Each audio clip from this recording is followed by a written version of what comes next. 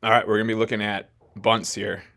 We're going to be looking at how they're getting positioned, where the bat starts, how they adjust to pitches up and down, and then we will also get to bunts for hits, which means these all right here are bunts for sacrifice.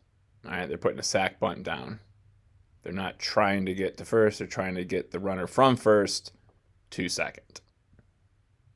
And there's a nice catch by David Fletcher. That's going to be a tough play. Look at the surgery's on his hip. He's not running quite as well as normal because that's a perfect bunt. The surgery's on his hip. He's not running quite. So what we can see is as he's getting himself squared around,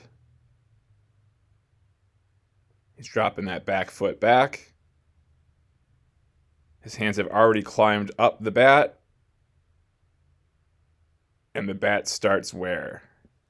At the top of the zone. Let me grab my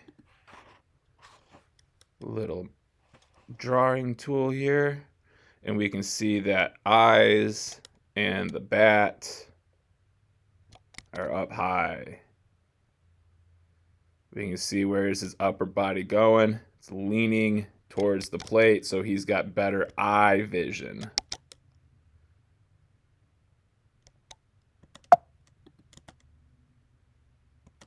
What else can we notice? Is he poking at it? He's just letting the bat catch the ball. Catch the ball. Catch the ball. We're not trying to poke at it. Catch the ball.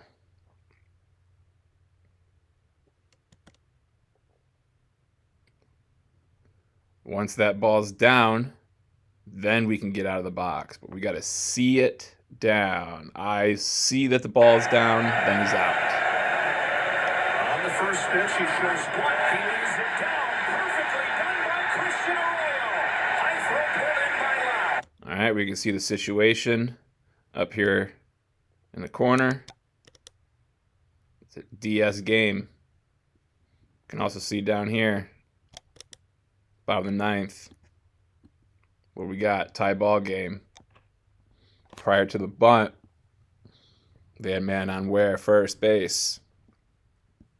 So you can see as soon as those hands start to break,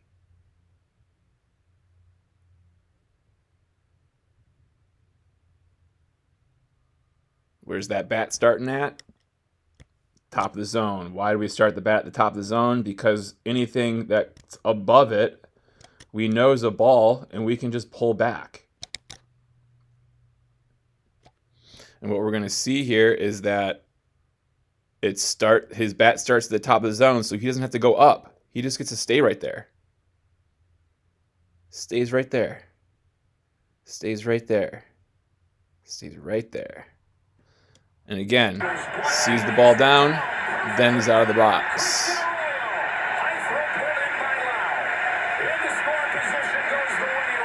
There's not many on their team that could have done this. He did it perfectly. That's classic as far as how you bunt. Didn't move the ball, didn't move the bat at all, just let the ball come to the bat.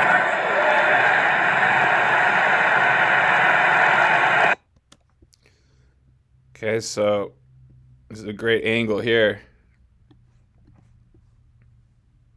Did it perfectly. That's classic. Bat starting high, eyes behind your hand, so that way we can see that ball coming in and we can then just catch it.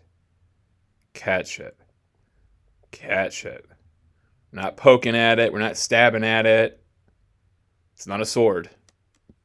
Bunt. It's a lacrosse stick. Catch it.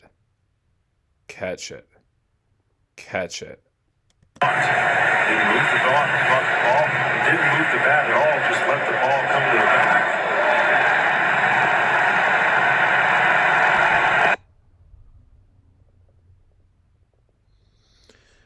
Here we got same AB back-to-back pitches.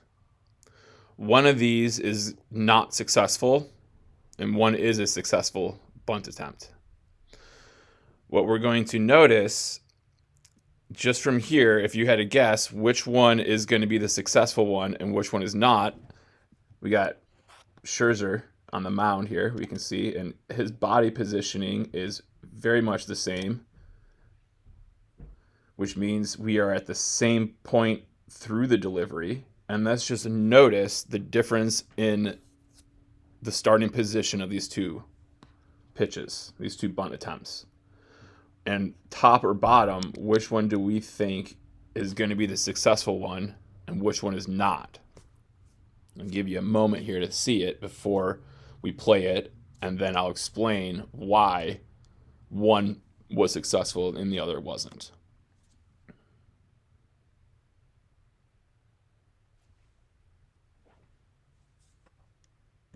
Okay, so as this gets pulled back, the bottom one is obviously, as we saw, the more successful one. Why? Well, if we just use, we know this camera is never changing. It's always the same view, okay? Which means we look at the tip of the bat here, and we can see orange and then the bat. Obviously, the umpire is more over on this one, but we use those same context clues, and we can see the edge of the bat here, and it's just with this little corner. This bat is a good 2 inches less of plate coverage.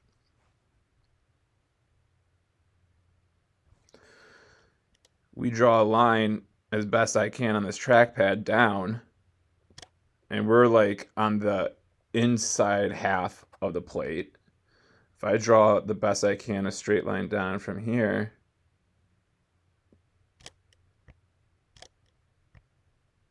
barely covering the plate. This is the vast majority of the inside part of the plate. And what we notice then is if my bat is able to cover more of the plate, it's not as difficult to extend my hands away from my body 2, 3, 4 inches to be able to get this outside pitch.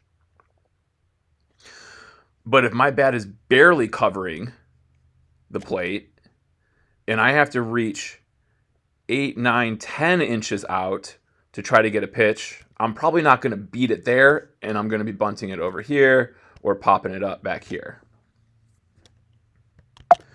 It's also a whole lot easier to pull hands in to lay a bunt down than it is to push hands away to get a bunt down, at least in my opinion.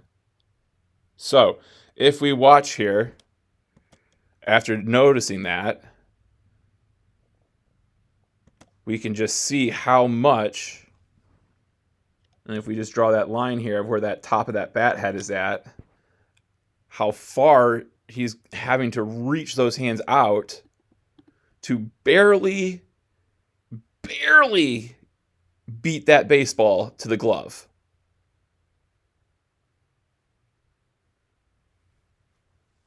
Versus having more plate coverage,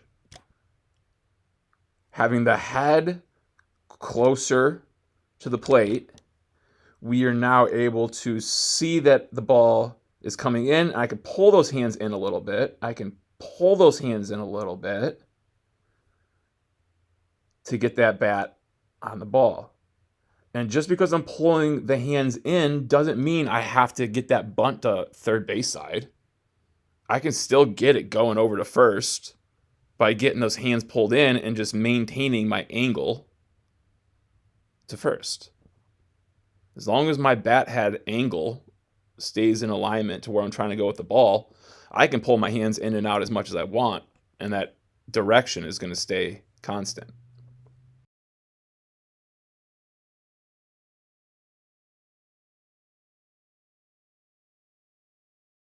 Julio Urias. All right, we got a pitcher up. Clear. Everyone in the whole entire ballpark knows that he's sack bunting. So if everyone knows that you're sack bunting, you can square real early. All right? Before he even lifts his leg, he's squaring. Why? Because he just wants to get it out there and just be comfortable, because less movements is more confident movements. So I'm already out there, and then it's, where's he going? He's getting up in the box, up in the box, up in the box. Why do we need to get up in the box? Because we're maximizing the amount of area that's fair territory.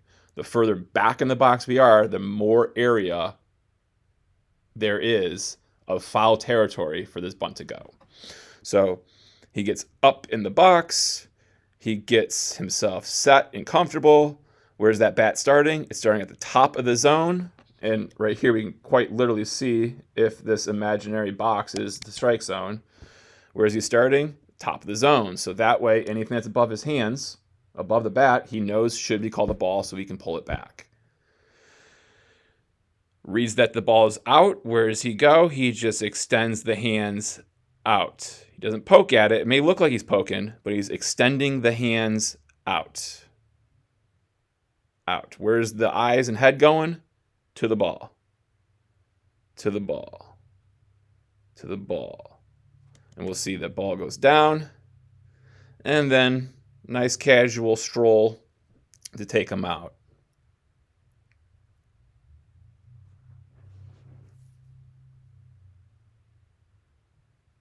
Sees the ball down. And then I'll go on my merry way. So here we got college.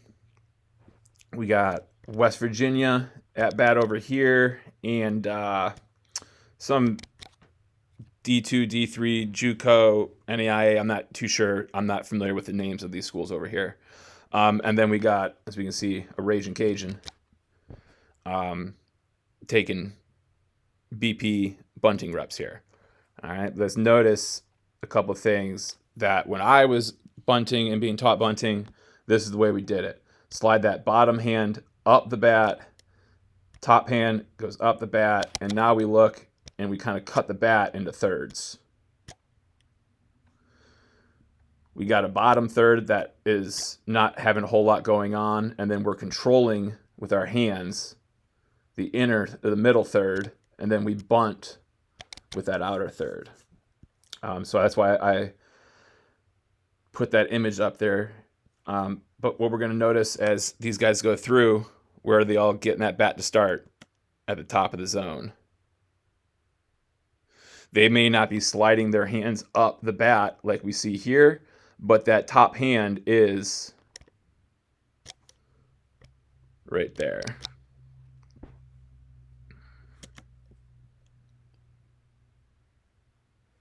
What else are we noticing that we saw earlier? Getting up in the box. Getting up in the box. If we are way back in the box, not everyone is expecting a bunt. Obviously, we see the third baseman's playing in, but are they expecting the suicide squeeze? Probably not, because what you're going to see once we actually play it here, and we get done seeing that, is that on the right was, in fact, a squeeze for the game winner. And we see on the left at West Virginia that single sack bunt scored 2 runs. Getting up in the box, starting the bat at the top of the zone, getting bend to the knees so we're athletic, getting it down, then get out of the box. A good sack bunt can create chaos. Can also win you a ball game. Here's our bunts for hits. When we're bunting for hits, we're not just trying to get it down. We got to get it to the line. It's the only way we're really going to get a base hit is by getting it down the line or by pushing it second base side past first baseman, or past pitcher rather, like we just saw there. Those are really going to be your 2 options for bunts for base hits. So it's got to be pretty firm. So we're not looking to bunt at the end of the bat, like our sack bunts where we're trying to kill that ball. We're looking to sweet spot it so that way it can get out a bit. But we can see even when there is that push, that stab, it's not a violent one, right? It's just a little guy. It's just a little boop, boop, just a little guy. Just a little guy.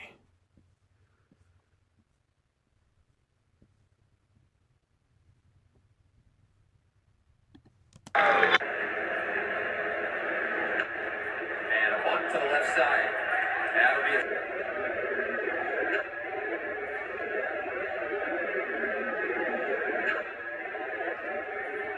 This is clean too.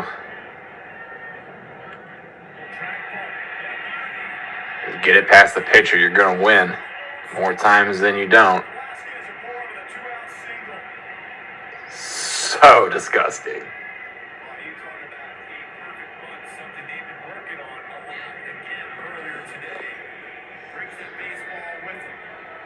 Set the angle.